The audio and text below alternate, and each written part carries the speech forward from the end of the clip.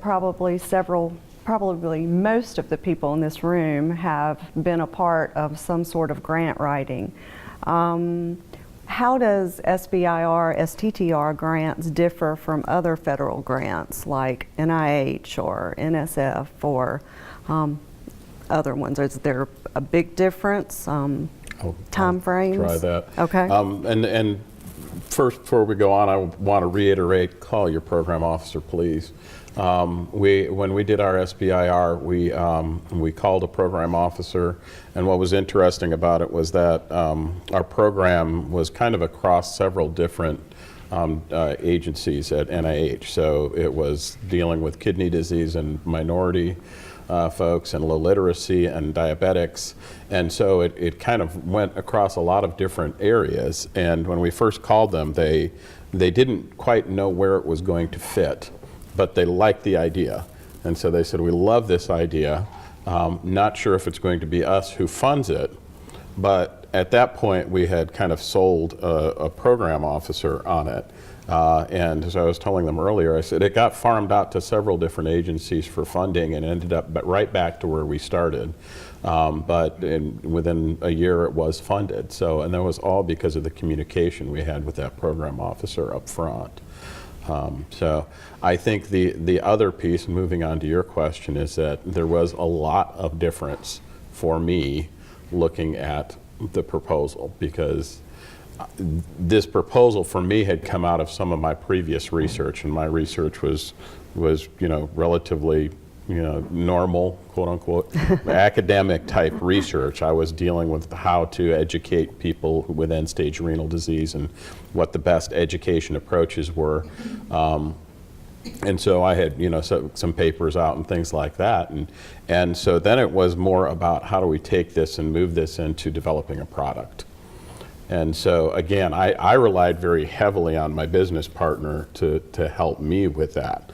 So in saying, when we're writing this proposal, how do we couch that in terms of moving it from research to market, in essence?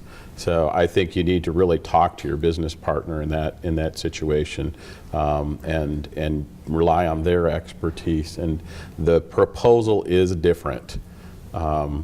It's certainly something that people in the university environment can do, and it's not different words or anything like that. It's just kind of a different approach. You have different sections you need to include. You rely a little less heavily on the research and a lot more heavily on the marketing and the product at the end. And so I found myself probably, as it were, switching back to what I liked best was, I kept finding myself talking a lot about the research this, and the fact is that they'd already been sold on that part of it.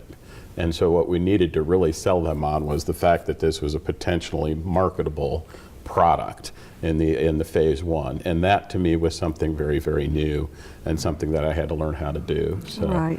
It's something to just keep in mind when you're doing that phase one, because you have to put your research in there, and you have to show them that you've done your due diligence on the research. It's a good idea that's well founded. But then you really have to say, and this is the idea, this is the product that's going to come out at the end. I think that's a kind of a different focus for those of us in the academic environment. Right. Anybody? One point to mention is that even though these agencies have published these areas of interest, don't just assume that the reviewers, the 3 or 4 individuals that are reading your proposal and scoring the proposal, really think that your solution is a solution to a big problem that they should help fund. So you need to educate those individual reviewers about how major of a problem educating dialysis patients is. They may not think it's a problem just because they're not aware of it. So that's a big part of it, is defining the problem and really making it sound impactful. How about time frame? What is the time frame for this type of grant? It's not great, but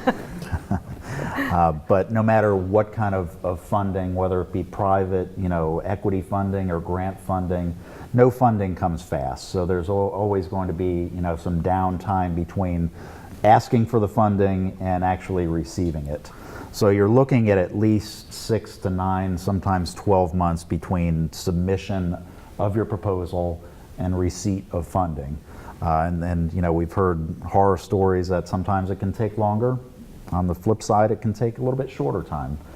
So this can't be your only source of funding because you're going to be out of business. Yeah, that's a right? great so point. there's got to be kind of a pipeline of funding that you're working with, and this should be a portion of that pipeline. I think it can be. It is for us. We really we've relied entirely on grant funding. And as I mentioned, we've been quite successful in that. But also it helps you to build an organization which is sustainable. Mm-hmm. So you learn to cut as much costs as you possibly can to make one grant last longer. And after all, there's a no-cost extension you can take on the end of a grant if you haven't spent all the money and you have work to do. So you can provide a little bit of extra time until next funding comes in. Which is where we've gone, just to be able to keep going. So you made a conscious decision that this was the route that you were going. Yeah, and honestly, I mean, there's a lot of other forms of funding, private equity and so on. There's a lot of work involved in that, and you're going to give up quite a bit.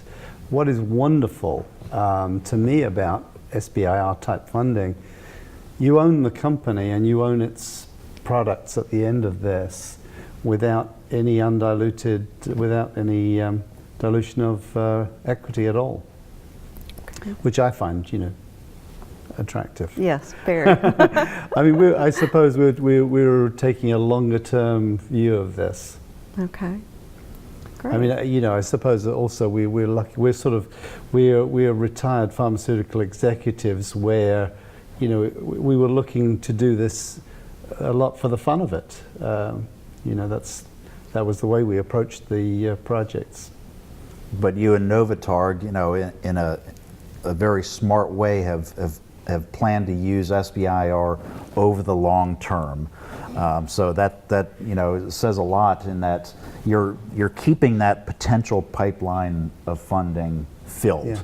So you're running through some funding right now, but you've got other proposals out there in review. And that's and important. also we do we go for the omnibus solicitations, and we have chosen a technology. What we do applies to a lot of potential indications.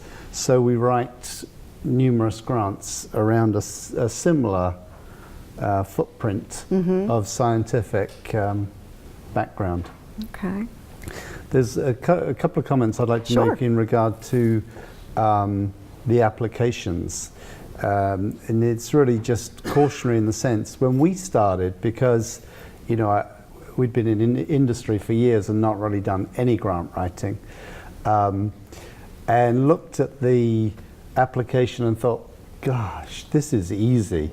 So started writing a week before the due date, and then found at 5 o'clock on the day that it was due, we were just about to go completely mad.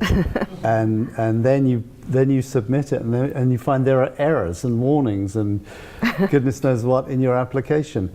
And of course you have to do that. And now it means, to me, I would start 1 or 2 months ahead of the due date, and it's much nicer to get this application in place thoughtfully And than have to that be rushing review in the time. last minute. Oh boy, yeah, Absolutely. Chris, what about you? Time frame? Well, keep in mind, if you're going to work with a business, that it's like working with any external partner. Your time frame is going to be expanded there. Right. Unlike working with somebody who works down the hall or the next building over, who's a co-investigator. I was working with somebody in Fayetteville, so there was time, distance, and And so we would meet on a regular basis for large meetings, but still, this was a person running a small business, and so it wasn't somebody that I could just call and know I was going to get on the phone, and be able to talk to them. So we probably started about 6 months before we put in the proposal. Okay. The other side of it was that since I knew up front this person had not done these kind of proposals before, that there was going to be a learning curve there.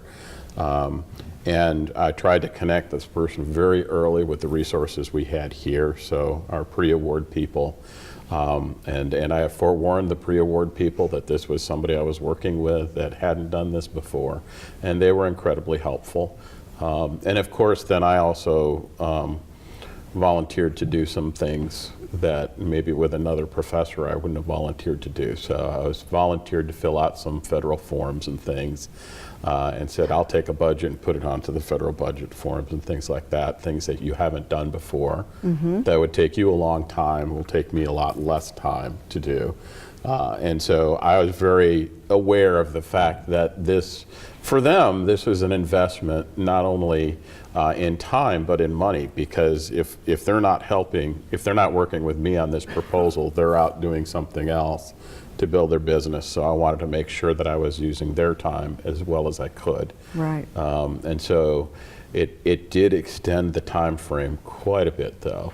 And it can be frustrating at times because you can't always get your partner when you want to. Right. And so start early, be ready for the types of things you were talking about. When you're working with a small business, they are the primary, so they actually have to go into the system, sign up, and put in the proposal. And so some of those aspects can take a long time. Okay. Even just signing up to put in a federal grant is a process that usually takes about a month or 6 weeks for a small business to register to be able to put in a federal grant. And so that was something that I hadn't even thought of up front. Right. So I was working with this business and they said, okay, let's start putting stuff into the system. And they found out, I'm not even registered. Right. So I have to put in paperwork and get a registration number to be able to put in these things. So it's just things like that that come up as you go through the process that you need to throw some extra time into the mix for. I think from a personal basis, though, too, going back to what you were saying, I kind of run my own research the way you run your business. This wasn't the only thing I was working on at that time. So the SBIRs can fit well into a regular stream of research. I still have other grants doing other portions of this, what you'd call more traditional research in the same scope. And so the SBIR is a piece of what I'm doing with working with this population, and it fits in well. And just like any other grant, there's time frames, and it did take, I think, almost 18 months for us to get an award after we submitted.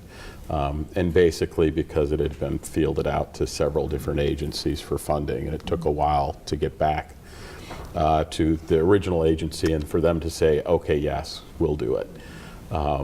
And so it was something that we had been working on in between, still working on development of the project, but it took a while. So, Yeah. keep that in mind. And Definitely. definitely not like any other grant, is not something that I put all my eggs in one basket. You keep other things going at the same time, and just you use it as a portion of what you're doing overall. That's great advice. Yeah.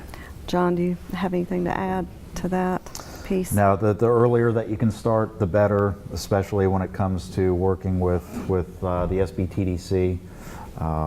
The earlier that you can start strategizing about what is that end goal, the better that the focus of your story and the proposal can be. So engage us, at least 3 months in advance of submission. We do offer proposal reviews at no cost, and we do ask that those be submitted to us at the very least 2 weeks before the deadline.